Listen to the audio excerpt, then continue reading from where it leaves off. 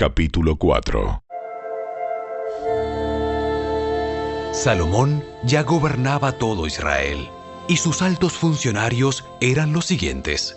Azarías, hijo de Sadoc, era el sacerdote. Elioref y Ahías, hijos de Sisa, eran secretarios de la corte. Josafat, hijo de Ahilud, era el historiador de la realeza. Benaía, hijo de Joiada, era el comandante del ejército. Sadoc y Abiatar eran sacerdotes. Azarías, hijo de Natán, estaba a cargo de los gobernadores regionales. Zabud, hijo de Natán, era sacerdote y consejero de confianza del rey. Aizar era el administrador de los bienes del palacio. Adoniram, hijo de Abda, estaba a cargo del trabajo forzado. Salomón también tenía 12 gobernadores regionales sobre todo Israel, quienes eran responsables de proveer el alimento para los miembros de la casa del rey. A cada uno de ellos le tocaba suministrar los víveres para un mes del año. Los nombres de los 12 gobernadores eran los siguientes: Ben-Hur, en la zona montañosa de Efraín; Ben-Decar, en Macás; Saalbim, Bet-Semes y Elón Bet-Anán; Ben-Esed, en Arubot, que incluía Soco y toda la tierra de Efer; Ben-Abinadab, en todo Nafot Dor. Él estaba casado con Tafat, una de las hijas de Salomón. Baana, hijo de Ahilud, en Taanac y Megiddo, en todo Betsán, cerca de Zaretán, abajo de Jezreel, y en todo el territorio que va desde Betsán hasta Abel Meola y hasta Jocmeam. Ben-Geber, en Ramot de Galaad, incluidas las ciudades de Jair, que llevan ese nombre por Jair de la tribu de Manasés, situadas en Galaad, y en Argob, región de Basán, la cual incluía 60 ciudades grandes y fortificadas con barrotes de bronce en sus puertas. Ahinadab, hijo de Ido, en Maanaim; Ahimaas, en Neftalí. Él estaba casado con Basemat, otra hija de Salomón. Baana, hijo de Usai, en Aser y en Alot. Josafat, hijo de Parúa, en Isacar. Simei, hijo de Ela, en Benjamín. Geber, hijo de Uri, en la tierra de Galaad, incluidos los territorios del rey Seón, de los amorreos y del rey Og de Basán. También había un gobernador para la tierra de Judá. La gente de Judá y de Israel era tan numerosa como la arena a la orilla del mar. Todos estaban muy satisfechos y tenían suficiente para comer y beber. El rey Salomón gobernaba todos los reinos desde el río Éufrates, en el norte, hasta la tierra de los filisteos y la frontera con Egipto, en el sur. Los pueblos conquistados le enviaban impuestos y le sirvieron durante toda su vida. La cantidad de alimento que se requería a diario en el palacio de Salomón era 150 canastas de harina selecta y 300 canastas de harina gruesa. También 10 bueyes de los corrales de engordar, 20 reses alimentadas con pasto, 100 ovejas o cabras, además de ciervos, gacelas, corzos y aves de corral de primera calidad. El dominio de Salomón se extendía por todos los reinos al occidente del río Éufrates, desde Tifsa hasta Gaza, y había paz en todas sus fronteras. Durante la vida de Salomón, los habitantes de Judá e Israel vivieron en paz y con seguridad. Desde Dan, en el norte, hasta Beerseba, en el sur, cada familia tenía su propia casa con jardín. Salomón tenía 4.000 establos para los caballos que tiraban sus carros de guerra y 12.000 caballos. Los gobernadores regionales proveían sin falta el alimento para el rey Salomón y su corte. Cada uno se aseguraba de que no faltara nada durante el mes que se le había asignado. También llevaban suficiente cebada y paja para los caballos reales en los establos. Dios le dio a Salomón muchísima sabiduría y gran entendimiento, y un conocimiento tan vasto como la arena a la orilla del mar. De hecho, su sabiduría superaba la de todos los sabios del Oriente y la de los sabios de Egipto. Era más sabio que cualquier otro, entre ellos Etán, el Ezraíta, y los hijos de Mahol, Emán, Calcol y Darda. Su fama se extendía por todas las naciones vecinas. Compuso unos 3000 proverbios y escribió 1005 canciones. Podía hablar con autoridad acerca de todo tipo de plantas, desde el gran cedro del Líbano hasta el diminuto hisopo que crece en las grietas de las paredes. También era versado en materia de animales, aves, reptiles y peces. Y los reyes de todas las naciones enviaban a sus embajadores a escuchar la sabiduría de Salomón.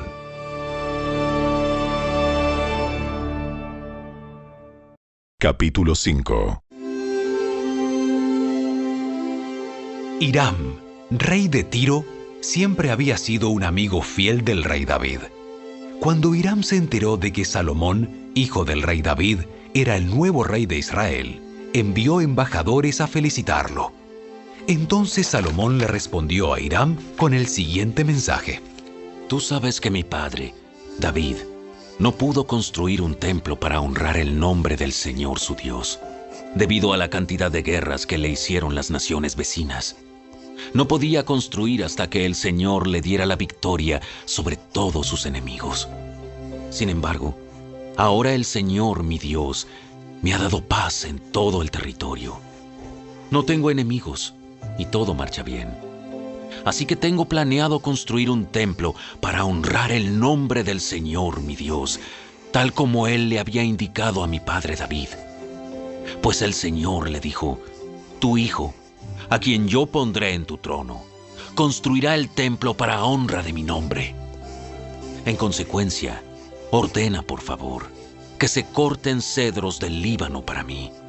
Permite que mis hombres trabajen junto a los tuyos, y yo pagaré a tus hombres el salario que tú pidas. Como bien sabes, no hay nadie por aquí que sepa cortar la madera como ustedes, los sidonios.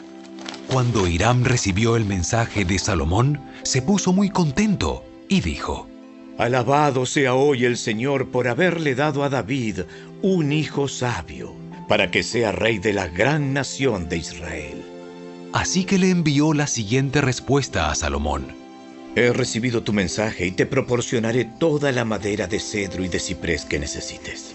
Mis siervos llevarán los troncos desde las montañas del Líbano hasta el mar Mediterráneo y los pondrán en forma de balsas para que floten a lo largo de la costa hacia el lugar que tú decidas. Luego desarmaremos las balsas para que ustedes puedan llevarse los troncos. Puedes pagarme proveyendo alimentos para mi casa. Entonces Hiram proporcionó toda la madera de cedro y ciprés que Salomón quiso. Salomón le enviaba a cambio un pago anual de 100,000 canastas de trigo para su casa y 420,000 litros de aceite de oliva puro. El Señor le dio sabiduría a Salomón, tal como se lo había prometido. Así que Hiram y Salomón formaron una alianza de paz. Luego, el rey Salomón impuso trabajo forzado a 30,000 trabajadores de todo Israel.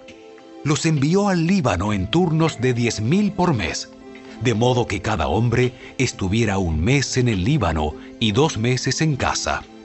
Adoniram estaba a cargo de estos trabajadores.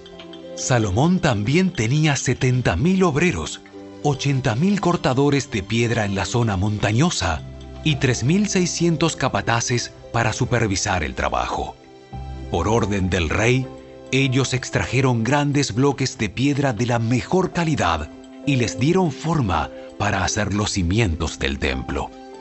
Hombres de la ciudad de Gebal ayudaron a los constructores de Salomón y de Hiram a preparar la madera y la piedra para el templo.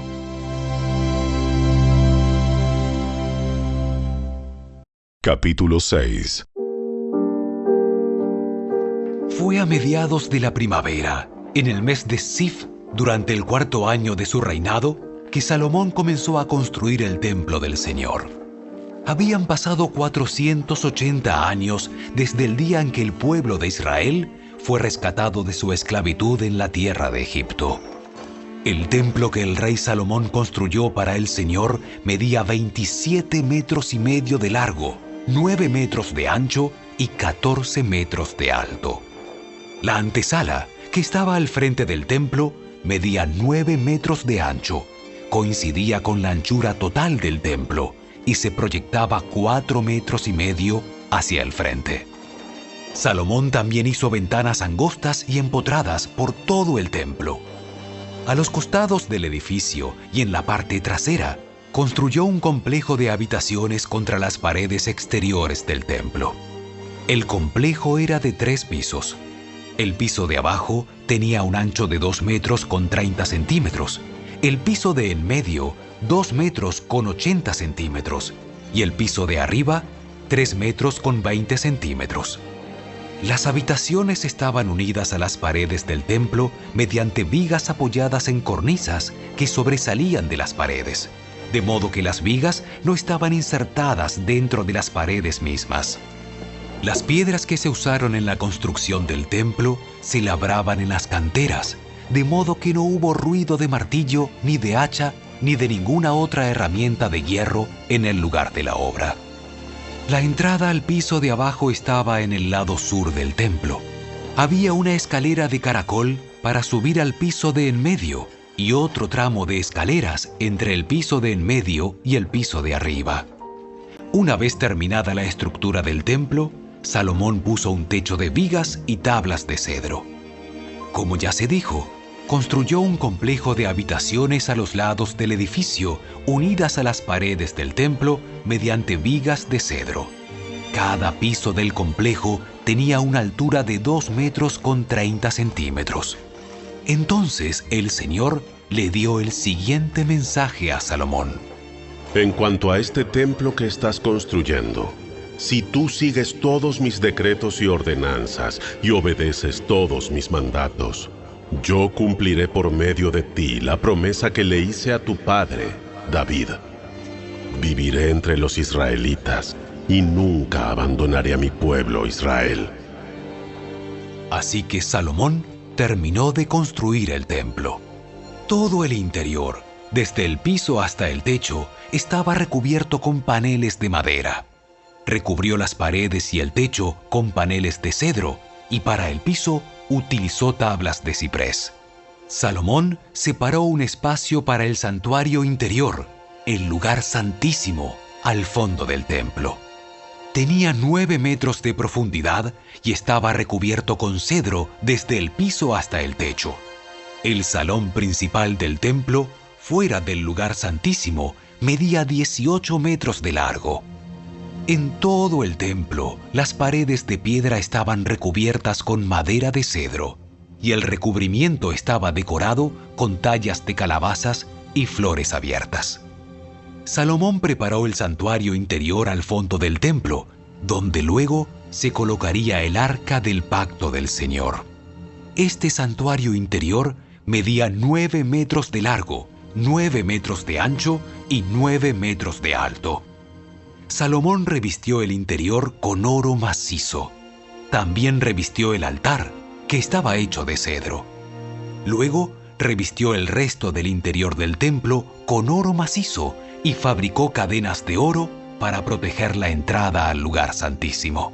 Así terminó de revestir con oro todo el templo, incluido el altar que pertenecía al lugar santísimo. Hizo además 2 querubines con madera de olivo silvestre y los puso en el santuario interior. Cada uno medía 4 metros con 60 centímetros de alto. La distancia entre las puntas de las alas de cada querubín era de 4 metros con 60 centímetros y cada ala medía 2 metros con 30 centímetros de largo. Ambos querubines eran exactamente iguales en forma y tamaño y cada uno medía 4 metros con 60 centímetros de alto. Salomón los puso en el santuario interior del templo, uno al lado del otro, con las alas extendidas, de modo que las alas interiores se tocaban en el centro de la sala y las exteriores se extendían hasta las paredes, y a ambos querubines los revistió de oro. Salomón decoró todas las paredes del santuario interior y del salón principal con tallas de querubines, palmeras y flores abiertas, y revistió de oro el piso de ambos salones. Para la entrada del santuario interior hizo puertas de 2 hojas de madera de olivo silvestre, y los marcos tenían forma pentagonal. Estas puertas estaban decoradas con tallas de querubines, palmeras y flores abiertas. Las puertas, con las decoraciones de querubines y palmeras, estaban revestidas de oro. Luego, en las puertas, hizo marcos cuadrangulares de madera de olivo silvestre para la entrada del templo. Había 2 puertas plegables de madera de ciprés, y cada puerta tenía bisagras para replegarse hacia atrás. Estas puertas estaban decoradas con tallas de querubines, palmeras y flores abiertas. Todas las tallas estaban revestidas de oro de manera uniforme. Las paredes del atrio interior estaban construidas de modo que había una hilera de vigas de cedro entre cada 3 hileras de piedra labrada. Los cimientos del templo del Señor se echaron a mediados de la primavera, en el mes de Sif, durante el 4º año del reinado de Salomón. Terminaron de construir todo el edificio hasta los últimos detalles a mediados del otoño, en el mes de Bul, a los 11 años de su reinado. Así que la construcción del templo duró 7 años. Capítulo 7. Salomón también edificó su propio palacio y le llevó 13 años terminar la construcción. Uno de los edificios de Salomón se llamaba Palacio del Bosque del Líbano. Medía 46 metros de largo, 23 metros de ancho y 14 metros de alto. Había 4 filas de columnas de cedro sobre las cuales se apoyaban grandes vigas también de cedro. El techo del salón era de cedro. Encima de las vigas que estaban sobre las columnas había 45 cuartos laterales, dispuestos en 3 niveles de 15 cuartos cada uno. En cada extremo del largo salón había 3 filas de ventanas, unas frente a otras. Todas las puertas y sus postes tenían marcos rectangulares y estaban dispuestas en grupos de 3, unas frente a otras. Salomón también construyó el Salón de las Columnas, el cual tenía 23 metros de largo y 14 metros de ancho. En el frente había un pórtico con una especie de cubierta sostenida por columnas.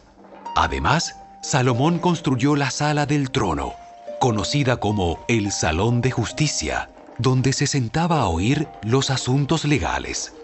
El salón estaba recubierto con paneles de cedro desde el piso hasta el techo. Las habitaciones privadas de Salomón rodeaban un patio que estaba detrás de este salón y estaban construidas de la misma forma. También construyó habitaciones privadas del mismo estilo para la hija del faraón, con quien se había casado.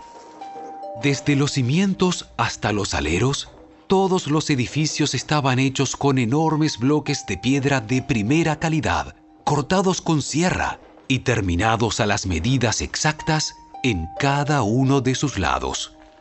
Algunos de estos enormes bloques que se usaron para los cimientos tenían una longitud de 4,5 metros y otros de 3,5 metros. Los bloques de piedra de primera calidad que se usaron para las paredes también fueron cortados a medida, y allí también se utilizaron vigas de cedro. Las paredes del gran atrio se construyeron de tal forma que había una hilera de vigas de cedro por cada 3 hileras de piedra acabada, igual que las paredes del atrio interior del templo del Señor, con su antesala. El rey Salomón pidió que un hombre llamado Huram viniera desde Tiro. Este hombre era israelita, solo por parte de su madre, una viuda de la tribu de Neftalí, y su padre había sido un artesano del bronce en Tiro. Huram tenía mucha habilidad y talento para hacer todo tipo de trabajo en bronce, y aceptó ir para hacer toda la obra de metal para el rey Salomón. Huram fundió 2 columnas de bronce. Cada una tenía 8 metros con 30 centímetros de alto y 5 metros y medio de circunferencia. Para la parte superior de las columnas fundió capiteles de bronce. Cada uno tenía 2 metros con 30 centímetros de alto. Cada capitel estaba decorado con 7 conjuntos de enrejado y cadenas entrelazadas. También rodeó el enrejado con 2 filas de granadas para decorar los capiteles en la parte superior de las columnas. Los capiteles de las columnas que estaban dentro de la antesala tenían forma de lirios y medían 1 metro con 80 centímetros de alto. Los capiteles sobre las 2 columnas estaban rodeados con 200 granadas ubicadas en 2 filas al lado de la superficie redondeada junto al enrejado. Huram puso las columnas a la entrada del templo, una hacia el sur y la otra hacia el norte. A la del sur la llamó Jaquín y a la del norte Boaz. Los capiteles de las columnas tenían forma de lirios. Así quedó terminado el trabajo de las columnas. Luego, Huram fundió un enorme tazón redondo que medía 4 metros con 60 centímetros de borde a borde, llamado el mar. Tenía 2 metros con 30 centímetros de profundidad y 13 metros con 80 centímetros de circunferencia. Por debajo del borde estaba rodeado por 2 hileras de calabazas decorativas. Había unas 20 calabazas por cada metro de la circunferencia que se habían fundido como parte del tazón. El mar estaba colocado sobre una base formada por 12 bueyes de bronce que miraban hacia afuera. 3 miraban hacia el norte, 3 hacia el occidente, 3 hacia el sur y 3 hacia el oriente, y el mar estaba asentado sobre ellos. El grosor del mar era de unos 8 centímetros. Su borde era acampanado como una copa y se parecía a una flor de nenúfar. Tenía capacidad para unos 42.000 litros de agua. Huram también hizo 10 carretas de bronce para llevar agua. Cada una medía 1 metro con 80 centímetros de largo, lo mismo de ancho, y tenía una altura de 1 metro con 40 centímetros. Las carretas estaban construidas con paneles laterales asegurados con travesaños. Tanto los paneles como los travesaños estaban decorados con tallas de leones, bueyes y querubines. Por encima y por debajo de los bueyes y leones había como adorno una guirnalda. Cada carreta tenía 4 ruedas de bronce con sus ejes también de bronce. En las esquinas contaban con unos soportes para los tazones de bronce. Estos soportes estaban decorados a cada lado con tallas de guirnaldas. En la parte superior de cada carreta había un marco redondo para el tazón. Ese marco sobresalía 46 centímetros por encima de la carreta, como un pedestal redondo. La abertura del marco medía 69 centímetros de lado a lado y estaba decorada por fuera con tallas de guirnaldas. Los paneles de las carretas eran cuadrados, no redondos. Debajo de los paneles había 4 ruedas conectadas a ejes que se habían fundido en una sola pieza con la carreta. Las ruedas tenían 69 centímetros de diámetro y eran semejantes a ruedas de carruajes. Los ejes, los rayos, los bordes y los cubos se fundieron con bronce derretido. Cada una de las 4 esquinas de las carretas tenía un agarradero que también se había fundido en una sola pieza con la carreta. A lo largo de la parte superior de cada carreta había un borde que medía 23 centímetros de ancho. Los soportes de las esquinas y los paneles laterales se fundieron en unidad en una sola pieza con la carreta. Los paneles y los soportes de las esquinas estaban decorados con tallas de querubines, leones y palmeras, colocados según el espacio disponible, y había guirnaldas por todos lados. Las 10 carretas para llevar agua eran del mismo tamaño y fueron hechas iguales, pues cada una fue fundida en el mismo molde. Huram también hizo 10 tazones de bronce más pequeños, uno para cada carreta. Cada tazón medía 1,80 m de diámetro y tenía capacidad para 840 litros de agua. Puso 5 carretas en el lado sur del templo y 5 en el lado norte. El gran tazón de bronce, llamado el Mar, fue ubicado cerca de la esquina suroriental del templo. También hizo los lavamanos, las palas y los tazones que se necesitaban. Finalmente, Huram terminó todo el trabajo que el rey Salomón le había asignado que hiciera para el templo del Señor. Las 2 columnas, los 2 capiteles con forma de tazón en la parte superior de las columnas, las 2 redes de cadenas entrelazadas que decoraban los capiteles, las 400 granadas que colgaban de las cadenas sobre los capiteles, 2 filas de granada por cada red de cadenas que decoraban los capiteles sobre las columnas, las 10 carretas para llevar agua que sostenían los 10 tazones, el mar y los 12 bueyes que lo sostenían, y los recipientes para la ceniza, las palas y los tazones.